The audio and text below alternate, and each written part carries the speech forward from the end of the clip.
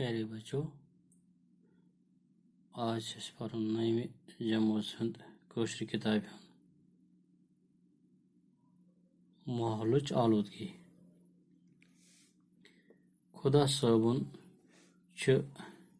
यथ कायनातस मज शुद्ध सोच माहौल अता करित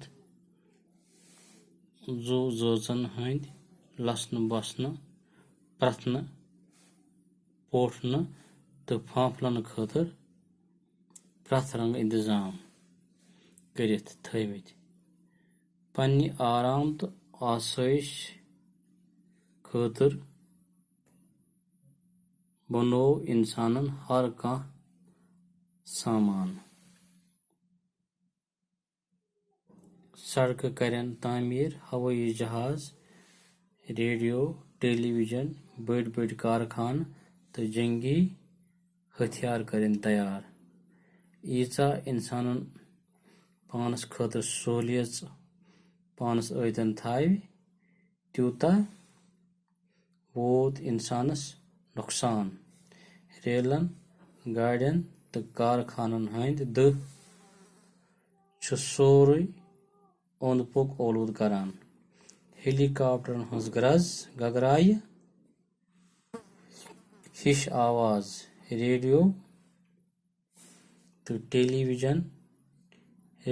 टेलीविजन शोर तो टेप रिकॉर्डरन हंस ग्रज कनन जर पावान। इंसान छोट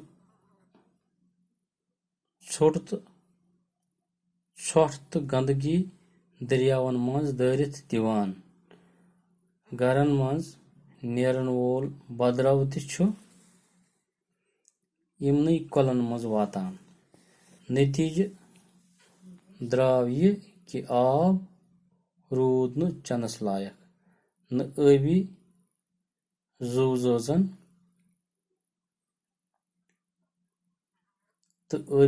जोजन वो ददार। माहौलियाती आलूदगी हुर्न सद गई रंग रंग मसल पैदा। लूख किस्म किस्म खतरनाक बेमारियन मज हेन आमत।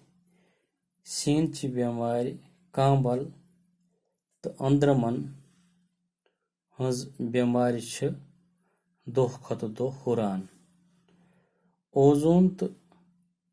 ओजोन तह फिजाई आलूदगी सद तन्य लोगमुत, बल्कि बड़ बड़ जद गमत। हरगा यह सिलसिल जारी रूद तो ओजोन तहस गछ पर्युन तो आफ्ताबचो जचो सद वात जू जोजन ददार तो जिंदगी लगे दावस।